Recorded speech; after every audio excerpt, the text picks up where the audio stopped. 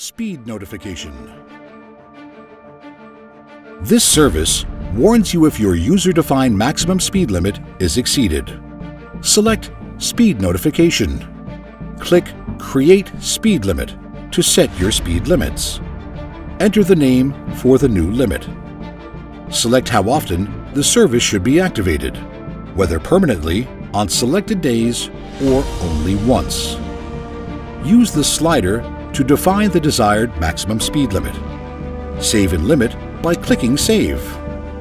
Click on Add Limit to add another speed limit.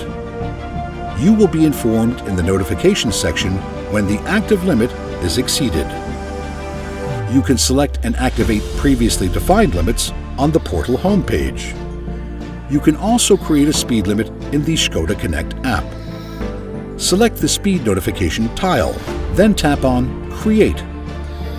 Set the speed limit and choose when you want to be notified of exceeding this limit.